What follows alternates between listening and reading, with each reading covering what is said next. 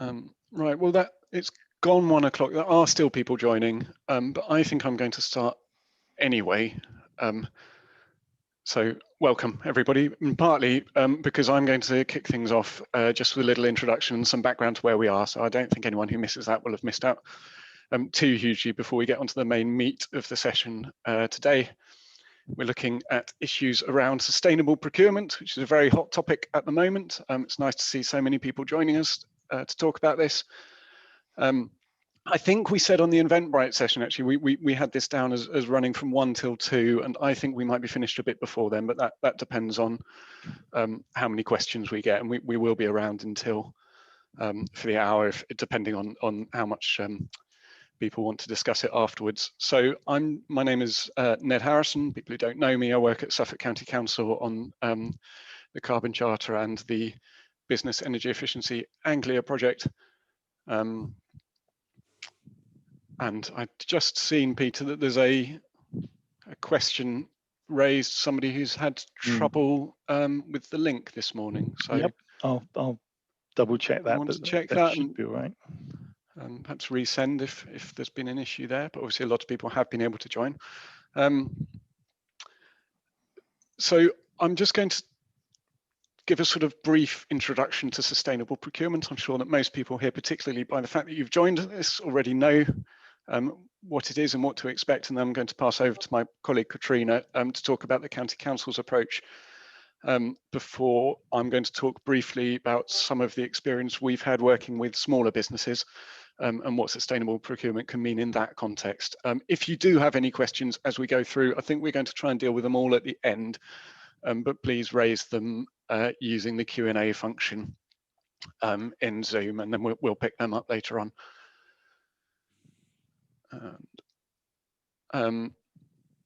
So a small plug for my project to begin with. Business Energy Efficiency Anglia, we provide support to SMEs that are eligible under the EU rules, and that support is around reducing their environmental impacts and making them helping businesses to become more sustainable in a variety of ways. This project runs until June 2022. We're very grateful for the funding, which supports this event amongst the other things that it does. The project does have grants. I should warn you, if you're looking at getting a grant, that we are we've had a lot of interest, and the pot is now just about fully allocated, but we are still taking applications. And we also support businesses to gain Carbon Charter accreditation, which is of course relevant to what we're talking about today, and this event being promoted through the Charter network. So yeah, just have to mention that as that's where our funding comes from. Sustainable procurement. I've taken a government definition here.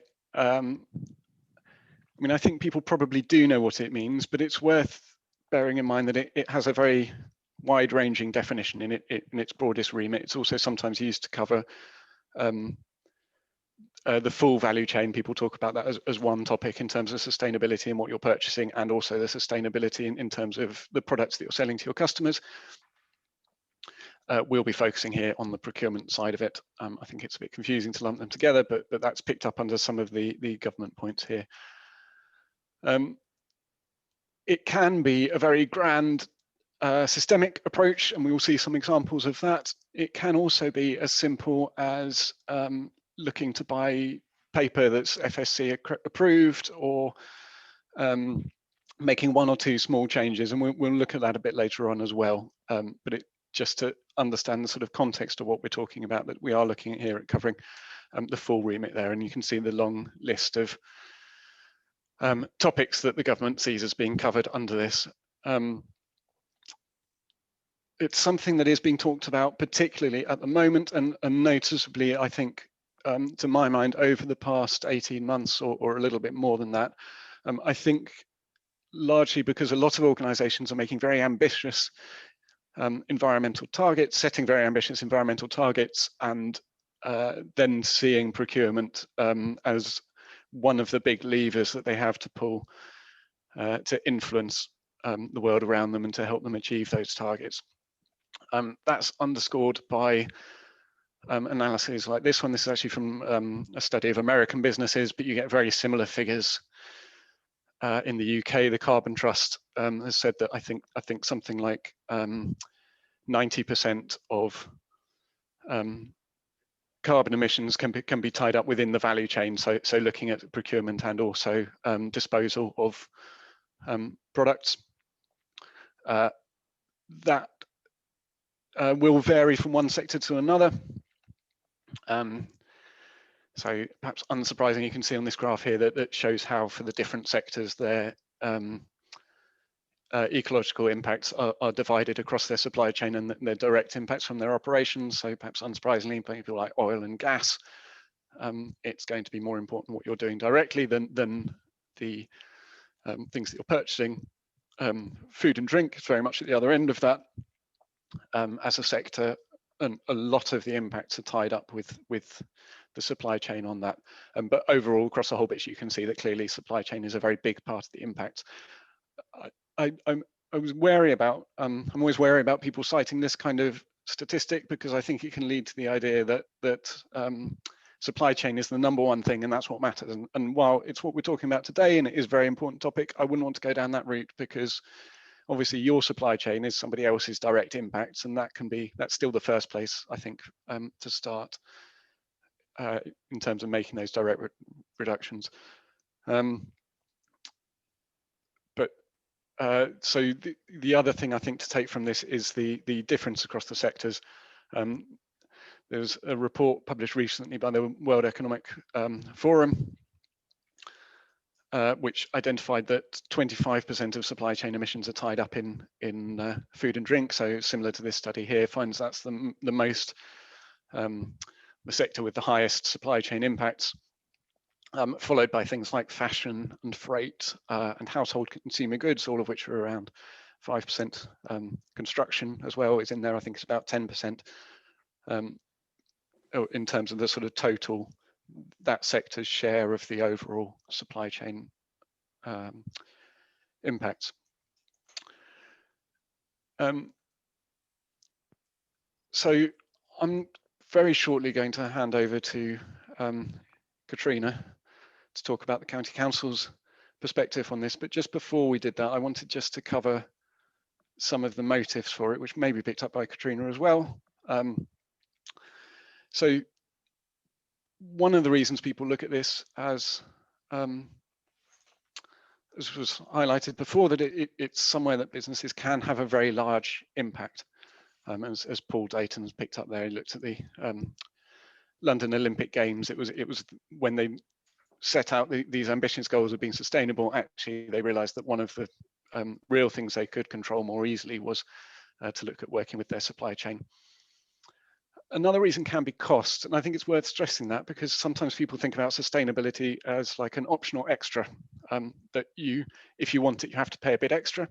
That can be the case, but it can also be something that removes costs and builds resilience by taking those costs out of your supply chain. So we've worked with companies that have actually gone back to their suppliers and said, you're providing us with this that we don't really want, and negotiated cheaper contracts at the same time as also removing environmental impacts from their supply chain.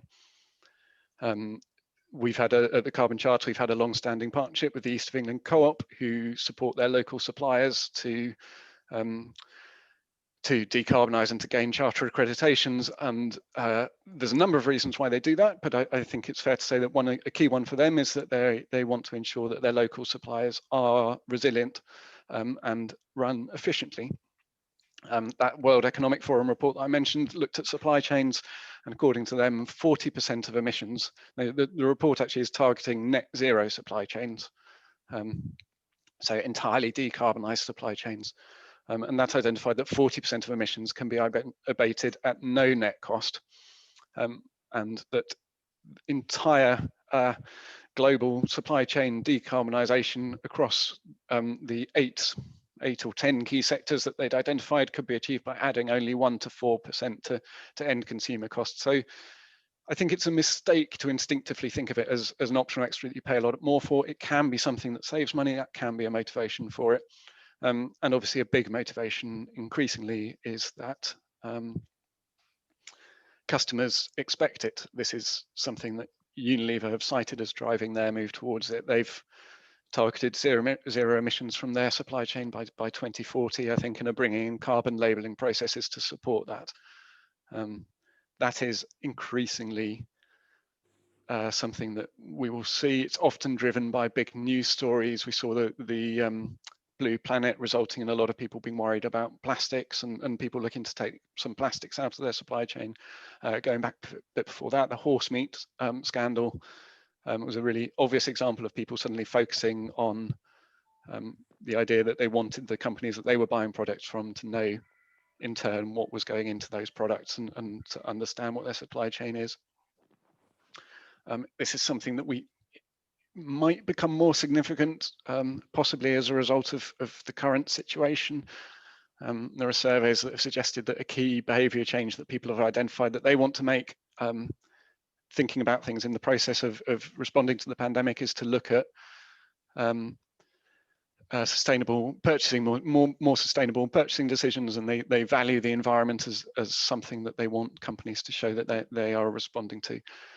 I think that kind of survey always comes with a bit of a caveat that people don't necessarily act in the way that they say they're going to act, and it sometimes takes a while to filter through, but it's clearly increasingly a phenomenon that we're seeing, that people are responding well to companies that can show that they're behaving responsibly. So I think, having sort of laid the ground,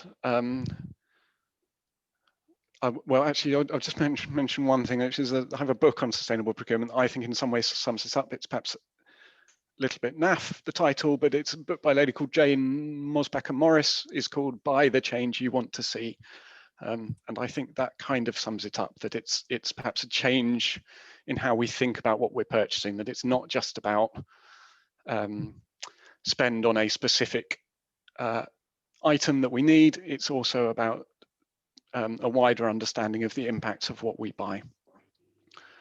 I'm now going to hand over to Katrina, who I'm delighted is able to join us. Katrina is Senior Procurement Business Partner at Suffolk County Council and the policy lead on our work to implement social value. Katrina.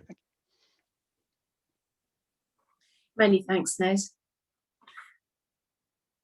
Are my slides working okay, Peter? Just need Ned to return me to host. Sorry, bear with me.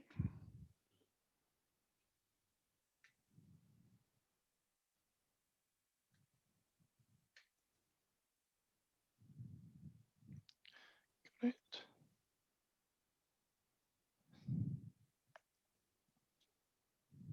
Okay, hopefully that's done. Thank you, Ned.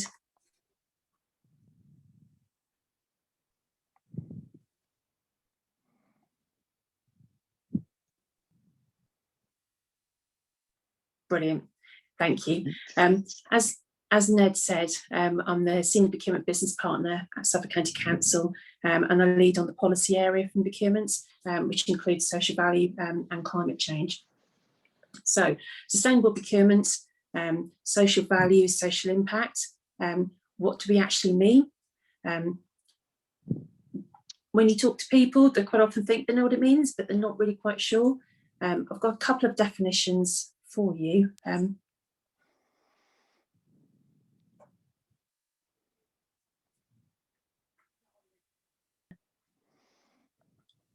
Brilliant, thank you.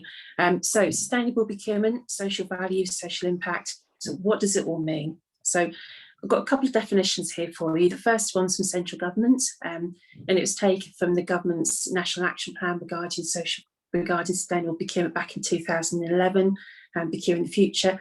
Effectively, it's saying, look, when we spend public money, we should think about actually the benefits to the overarching society, and to minimise the environment. So we're not just spending money, we're thinking actually how can we get best benefit from that. On the right hand side, you've got a definition there more recently from the procurement bods. So for my guys, being a procurement professional, so this is our chartered society, and effectively it's saying sustainable procurement is the act of adopting social, economic and environmental factors in addition to price and quality. Now that leads us very nicely into actually, so what's social value and how's that different from sustainable procurement? So sustainable procurement is about saying, look, when we spend, we want to make sure we get benefits to society, and we will minimise the damage to the environment. How do we do that? Social value then is the tool that we use to build that into our commissioning procurement processes to get that benefit. So the SIP's definition very nicely pulls us into 3 themes that are effectively built into social value. So social value, what on earth's that? Peter, mind flipping my slide over, please?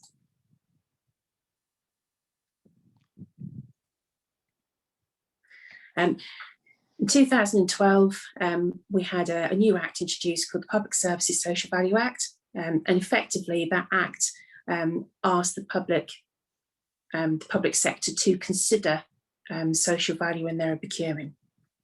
So when commissioners look at what they're purchasing, budget holders look at what they're purchasing, they must consider the wider impact and how they can get benefit to that. And when we're actually procuring, we think about how we procure to make sure local businesses potentially can bid, and we structure things so we get the best benefit from the local community.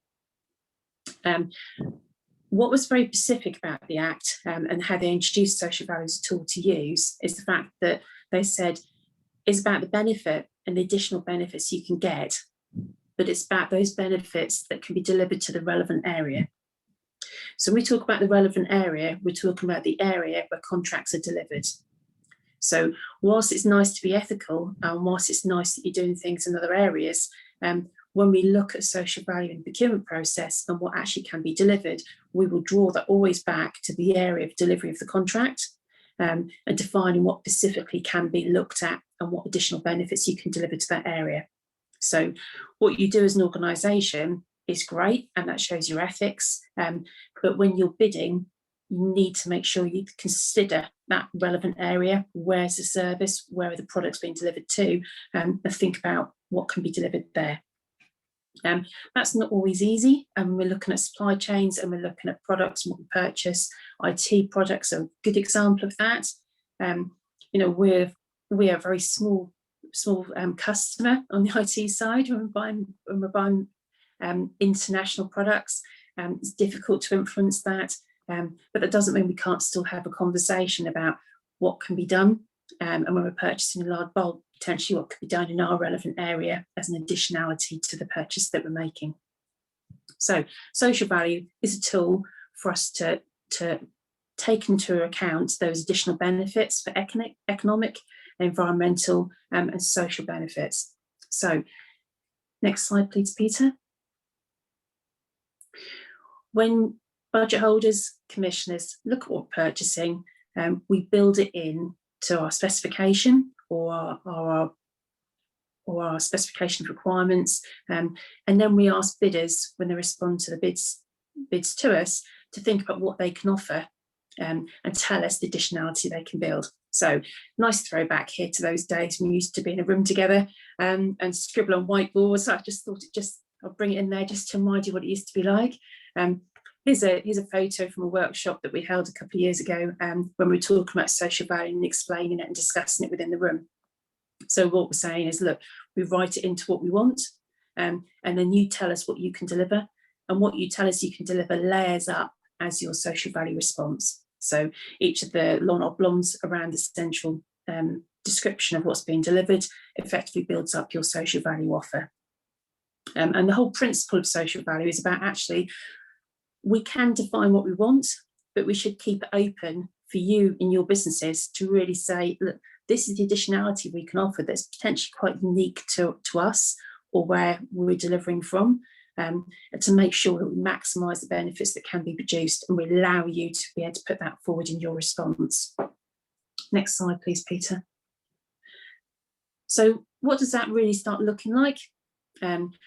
Within Suffolk, we've done quite a lot of work with Community Action Suffolk, who are a VCS infrastructure group. And here's an example of an infographic we produced back in 2016, when we started to look at how do we best describe social value to our markets, to try and keep the language really simple so people understood what social value was, and they could start articulating that in their bids back to us.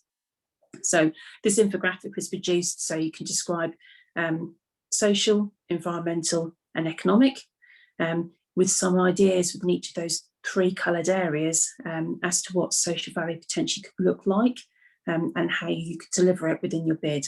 So you can see in the top triangle area in green, where we've started to articulate how you could reduce your environmental impact and how you can articulate that back to us so we can consider that and evaluate that in the bid responses that we get for our quotations and tenders.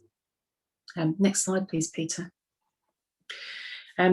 So we've got legislation that asks the public sector to consider social value. That's been in place since 2012, implemented in 2013. Central governments have been quite slow in actually picking that up and implementing it. That was until last year. And last September, we had a policy notice out to central government to say, you now must consider social value, and you must put it at a minimum of 10% in all your contracts going forward. They didn't impose that on local government as well, mainly because local government were actually further forward regarding building social value into their procurement processes than the central government were. But what it has done is done a huge leap forward regarding the public sector. Health colleagues is probably a good example of that, whereby now when you're bidding for business for the public sector, you'll see social value in there far more strongly. From local government, because you've got a remit there to have a minimum of 10% for central government, you're far more likely to have higher weighting value. Now in Suffolk, we have been looking at social value since the Act first came into place. We had it in our processes, in our guidance documents. We built it in more robustly into our policy in 2017, but we kept it really simple. We've got just a couple of pages of our policy saying, look, this is what social value is. These are our corporate priorities.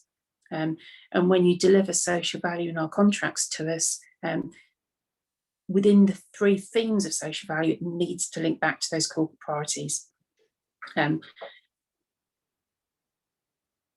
Obviously, one of the corporate priorities that we have now is the climate emergency that we've declared. And we see social value as an absolute key instrument to moving forward and considering the carbon impact of our suppliers when we're evaluating our tenders and awarding them. Next slide, please, Peter. So to articulate that to our bidders and to really sort of explain how you can bring social value benefits to us, we now have an annual social value ask. It was most recently updated last month. It's on our website. Here's just the first couple of lines of that.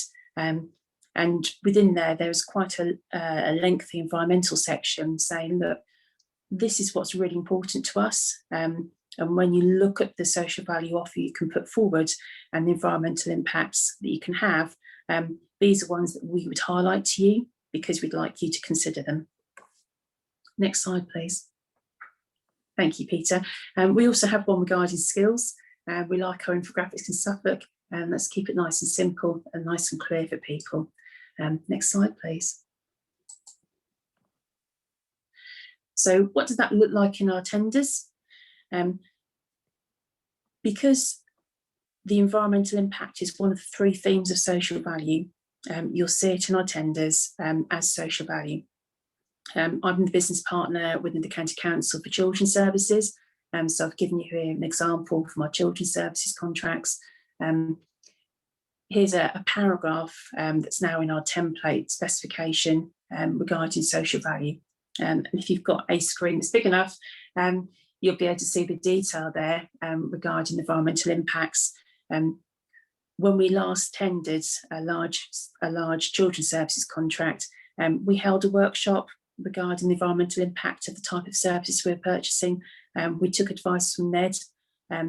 We promoted the fact that we will consider the carbon impact that you will have in your services when we look at contracts. We try to make it really strongly clear to the market to say, look, your carbon impact is important to us. Therefore, that makes a difference when we evaluate, and we will make decisions based on that. Next slide, please, Peter. So in our tender documents, what does that start looking like? Here's an example of one of our template evaluation criteria for social value. And you can see within there that we're quite clear about the environmental impact. And we're also asking bidders to say, look, what are the environmental benefits you can offer to us? And can you map those back to TOMS? Now, TOMS is a national measurement tool regarding social value. There are a number of different measurement tools out there, but TOMS is the one that's nationally recognised and the first one to be nationally recognised. It's also freely available. It's developed and overseen by the National Social Value Task Force working with the Social Value Portal. The Social Value Portal also do sell the ability to record social value on their website, which is the portal, through a link. So effectively, people can tender, and when you go to submit your social value offer, use a link through to the portal and register it directly on the portal against the TOMS measures. Not everybody that uses the TOMS measures will use the portal to be able to measure it. To date, we've kept things nice and simple in Suffolk, and we've just said, look, you offer your social value offer to us, you tell us what you're doing, and would like you to map that back to the TOMS measures and tell us which measures are relevant. Going forward, we'd like to create a Suffolk TOMS, take the huge long measurement tool that's really complex, condense it down to just those measures that are really relevant for Suffolk, to work with us public sector partners to encourage them to also come on board and use the same measurement tool to keep it simple for our markets, and then just measure using that Suffolk TOMS. We're a little bit away off developing that, and we're hoping that that will be available later on this year. So we have a social value valuation criteria. Here's our template. Within our buying team, the buyers will look at the evaluation criteria and create it relevant for the tender each time. But it's very likely that you'll see this template on a regular basis. So, for example, when we're tendering for construction, we'll use the CCS Growth Balance Scorecard. If you're not involved in the construction industry, that probably doesn't mean an awful lot to you, but it's an example of saying, look, there are some measures that are specific and well known in different markets. Next slide, please, Peter. So in terms of Suffolk and our approach and our statement of value regarding the environmental benefits that can be offered back from our suppliers, I'm sure you're well aware by now through the various webinars that have been held by the Carbon Charter that we declared a climate emergency. If we want to move to carbon net zero by 2030, as we've declared, then our supply chain needs to come on board with us and move down the same road, because we can't achieve it without considering the carbon impact of our supply chain. So moving forward, we're just about to publish our climate emergency commercial ask, which effectively articulates our ask of our supply chain. And you'll see in a preview here of our ask to our supply chain, and also our ask of our internal staff in commercial roles. So you can see here in our ask of our supply chain, we're not specifically saying you have to achieve this standard by this date, because this ask is a universal ask of all of our supply chain across all the different areas and products and services that we purchase. What we're asking you to do is to come on the journey with us, and bearing in mind that different markets will be at different paces regarding where they are on the journey to be carbon net zero.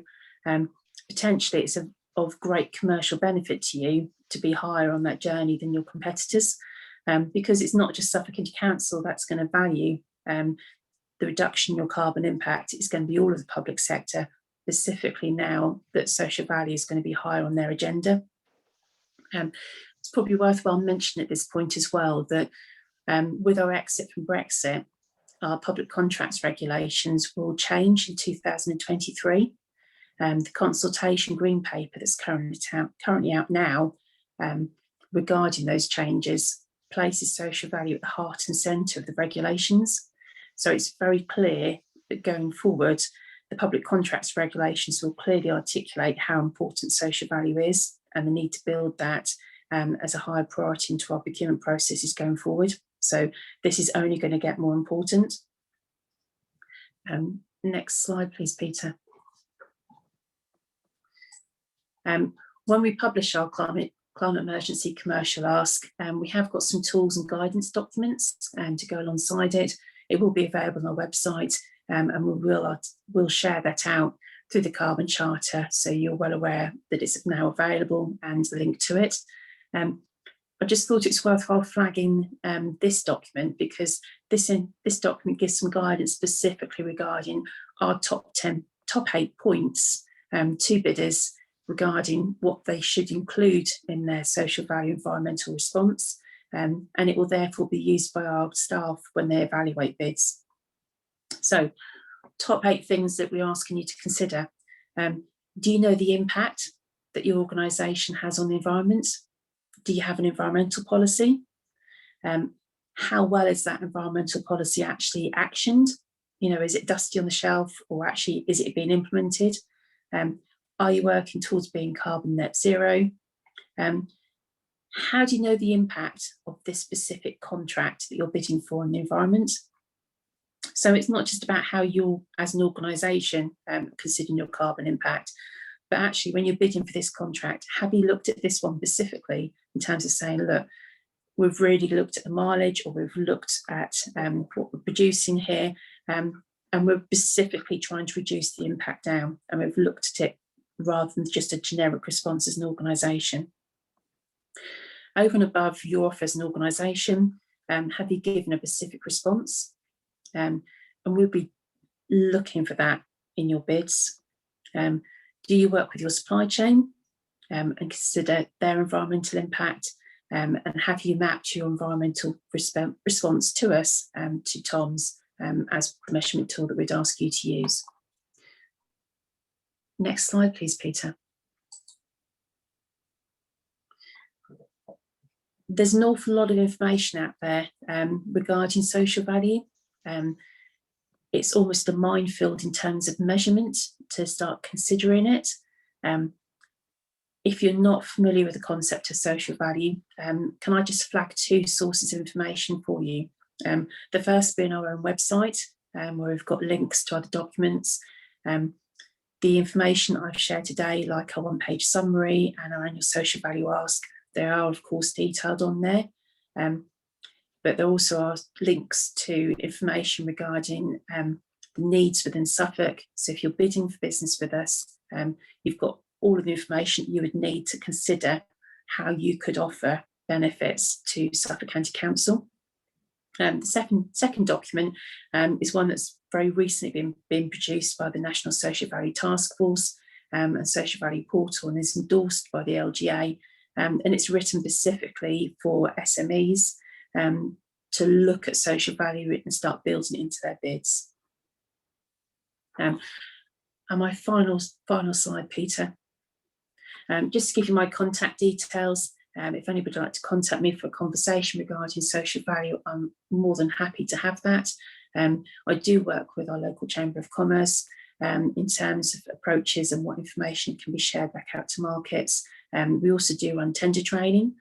So anyone that wants to bid for business with Suffolk County Council is able to go on a free, it was previously run as a 1-day training course, slightly less than a 1 day now, being able to be run virtually regarding how to bid. And that includes looking at articulating your social value response and actually starting to write out examples and what you could consider and how to deliver that back to us. Very happy to take any questions.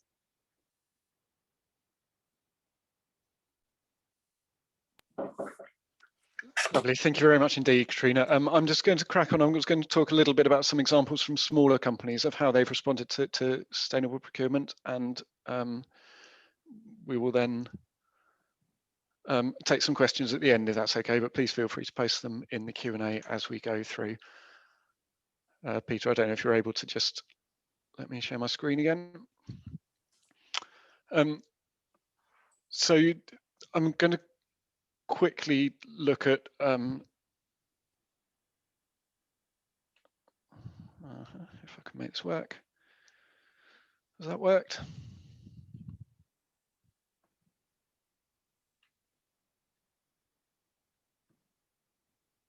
Have you got my presentation there?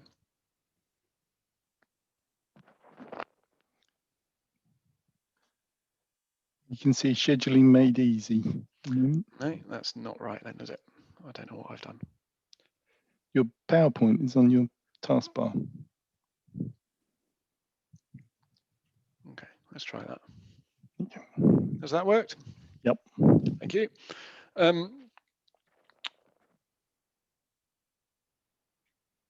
Okay, and so in terms of sort of steps for all businesses to take on the basis that not everyone has the capacity that the county council does, there are different approaches to say you could do a full assessment of it, but it's likely to be time consuming. You're probably going to need consultant support for that. You can do a rough footprint. I've put a link in there. There's government factors that sort of take key procurement categories and provide an environmental impact to them. So it's a relatively rough way of doing it. But to be honest, particularly for smaller businesses, often we just see them, you just look at the ones that you have the most spend on, or just pick something that seems to be one where you think you could make a positive change. I mean, you know, whether it's paper or cleaning products or food or whatever it is, there are aspects there that you can just pick up on. So I think rather than getting hung up on what your whole impact is, it's probably better just to get going and look at where you can make a difference. Set a goal. I think one of the things that Katrina came across very much from Katrina's presentation, I think is valid across this topic, is about having a clear ask and just setting out that this is the sort of thing that you want, and seeing what your providers can come up with, I think is often the most effective way. Understand the sorts of things you're looking for. Is it about reducing harm, maybe avoiding things like palm oil that have had a lot of negative publicity associated with them, or associating with positive news stories, perhaps having local suppliers who you're partnering with where there's a nice story behind it, or supporting the local economy. So understand what it is that you're looking to achieve. And then as that quote there from Elizabeth Sturken says, lay out a clear demand to your suppliers. And I'm very quickly going to look at some of the common things that we've had come up from companies we've worked with. So probably the one we get asked about the most is green tariffs. So purchasing green electricity. Green electricity, of course, is a good thing. The UK grid, which these various graphs show, has been significantly decarbonised over the past decade or so. So the carbon intensity of the grid has come down by about half, as that yellow line shows, and then the yellow and red bar graph you can maybe just about see there is shows that how that's been achieved, which is largely through a reduction in coal that's been replaced by a shift to gas, but also by a switch to renewables. And then the blue line just shows the projection that this trend is intended to continue. It's obviously critical to achieving our climate goals, and therefore green electricity is excellent. However, a green tariff is slightly different from putting solar panels on your roof. A green tariff matches your electricity to low carbon or sometimes sort of lower carbon, a greener mix of electricity. From a reporting point of view, you would still report your whole use and then report the green tariff separately. They are a good thing. They're not as good as reducing your demand on the grid altogether, because even if you are only using green energy, if you weren't using it, then that green energy would be displacing fossil fuel energy elsewhere in the grid. And it's very important to bear in mind that not all green tariffs are the same. So some of them are about suppliers buying green energy direct. Those are the best. So companies like Good Energy and Ecotricity would meet that requirement. Sometimes it's about a mix, that they have green energy in the mix anyway, and they just allocate the green bit to you as a supplier. is good because it encourages them to increase that mix, but it maybe doesn't have that direct impact. And then some of them, I'm not going to get into REGO certificates, but essentially that means that there's no actual net impact to the green electricity on the grid. So green tariffs are good, but be careful of the one that you get. That leads nicely onto this one. There's a classic economics paper called The Market for Lemons, which was looking at the US car market, and I believe the US slang for a poor car was a lemon, or is a lemon. The idea being that there's no incentive for people to make higher quality cars because customers can't tell the difference anyway because it all just looks like a car, and therefore they all sell at the same price, and ultimately it pushes the higher quality ones out of the market, and you end up just with lemons for sale. There's a version of this happening, I think, in the green market where information isn't that good, even though sometimes, as we've said, it can be cheaper. So accreditations come into play on this. They tackle that, and obviously I work with the Carbon Charter. I'm a big believer in accreditations as a way of driving change. All sorts of studies show that consumers are keen to purchase greener products, and I think the lack of transparency around what a green product is one of the big barriers at the moment. So I would encourage that. There are a lot of accreditations, they're not all equal. So it's worth checking who's behind the accreditation you're looking at and what it claims to do. So again, sustainability isn't one thing, it's made up of lots of different areas. If you're looking at food miles or biodiversity or something, then there are different issues there. And there's one of the accreditations I've included there is for sustainable palm oil. That's a controversial topic. Some people would think that's a contradiction, but on the other hand, if you haven't been able to take palm oil out of your supply chain, then sustainability is better. So a relatively simple step to take is to look at what accreditations there are. But indeed, some accreditations, they're not all the same, some can't be trusted. So it's worth looking at that. And best of all, really, better than any of the just relying on that, is to know who it is you're doing business with. And I just wanted to run through a couple of the businesses we've worked with over the years that have done this in interesting ways. And I think even if you're a very small business, it's always worth talking to your suppliers about what they can do. If you have an ongoing spend with them, or you have a significant spend with them, then perhaps it's easier to get them to influence their behavior. But even as a small business, if they're hearing from a lot of their customers that they want a new product or a change to the product, that's something they will respond to. So the lady in the top left there is Jo Salter, who runs a company called Where Does It Come From, which is a fairly extreme example of getting to know your suppliers. As she set up her clothing company, which is all about having a very, very transparent supply chain. And that was partly in response to her concerns about not knowing where her clothing came from and worries about sweatshops, and particularly after the tragedy in Bangladesh in 2013, I think, when the factory roof collapsed, wanting to understand what's going into the products that she's buying and selling. The co-op, of course, we've worked with closely for a number of years, have a close partnership with their source locally providers. And again, it's about building that relationship with them. And then on the bottom left, Alder Tree, as well as making very fine ice cream, also have a fairly comprehensive approach to procurement, despite being a very small business. They've set a really strong policy. They've communicated that to all of their suppliers.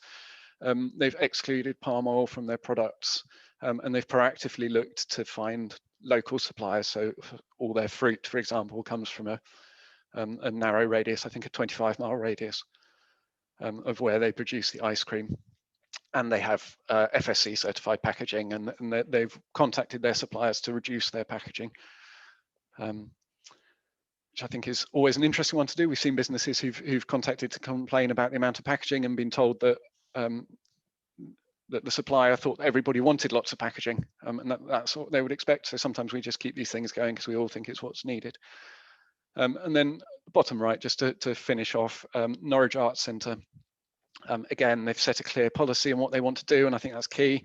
And then they've worked through the things that they buy and looked at the different ways in which they can change them and make a practical shift on that, from sort of cleaner materials and paper and cups and all that kind of thing, and also working with local firms to look at what they can offer and moving to electric taxis. And I think that where I'll finish, and I think is a sort of key point at the end there, that it's the fact that they've made those clear asks is where they've been able to get a response from companies who've picked up on that. So we have about 10-15 minutes left. If anybody has any questions, if you want to raise them in the Q&A, I think we've got a couple of questions already, and I had one question by email from somebody who I don't think has been able to make it, asking about the social value requirement and what support there is for companies to respond to that, which is something we've been talking about. I don't know, Katrina, you might want to add something to that. I would just say also, as a plug for the Carbon Charter website, has a number of resources around looking at your supply chain and ways that you can tackle that, and some information and advice on that. Nadine, in terms of advice and support, I think the first port of call is our own web page, and I take on board from the conversations today to put more information on there about managing your supply chain. There is guidance out there, and I'll add that to it. But the very useful guide that's most recently been published from the National Social Value Task Force that I shared is probably the first place to start from. Yeah. Thank you. There was another question raised as well, asking about the impact of the EU leaving the EU and therefore losing the EU harmonisation approach to public sector procurement and obtaining information. So the question is, now we've left the EU, how do members of the public force the local authority to provide information? I don't know whether you might, do you know? Yes, I'm happy to respond to that. Now that we've left the EU, it's not a case of losing the harmonisation of the EU approach. We still have responsibility to meet the World Trade Organization procurement agreement, the GPA, and we do that under our own public procurement legislation, which is Public Contracts Regulations 2015. In terms of requests for information, FOI is the best route to go down. So if a member of the public wishes to have information from the public sector, then we have a page on our website. I shared a link with Peter, if you wouldn't mind adding it in response to Charles's question. It's already on the chat. Please use that in terms of a request for information. Okay, lovely, thank you very much. Yeah, if anyone else has any other questions, do post them. There's just one more around how do you said you think it's, well, I think we both said actually that we think it's becoming a bigger topic and more significant.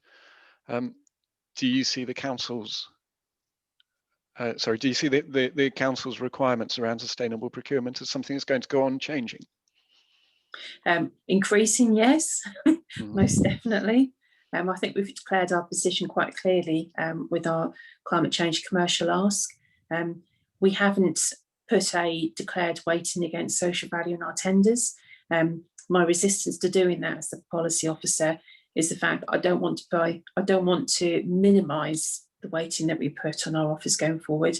And also, when we look at our tenders, just because we might have a lower weighting to social value doesn't mean it's not significant.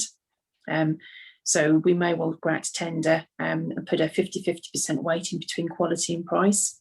And therefore, if we did that, we'd potentially want to use a lower weighting regarding social value because we've got a lower quality weighting to use.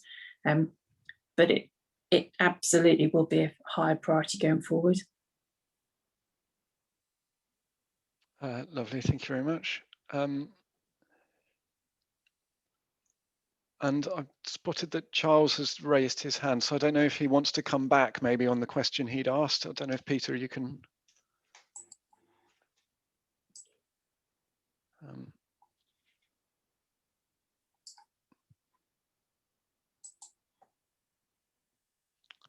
And just while we're waiting for that, Claire's asked whether it's possible to share a link to the procurement training you mentioned. I'm just finding it to be able to pop it on the chat for you, Claire. It's on our external website on our procurement pages.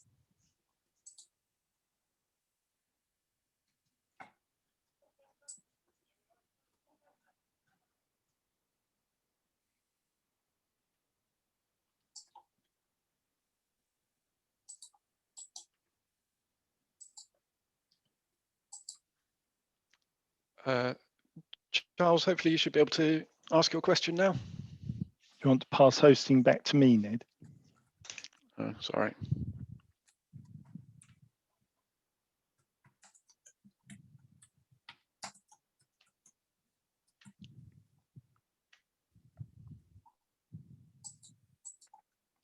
Please ask away, Charles. So I just wanted to flag up that this was a matter discussed at the Christian Central meeting last month. I was talking about an experience with a larger company, particularly Volvo and the World Wildlife Fund, and they worked together to improve procurement. And Volvo felt that it was important to have an outside respected body like the World Wildlife Fund who could monitor what was going on.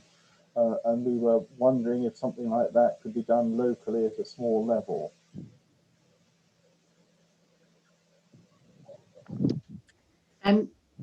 That's really interesting, Charles.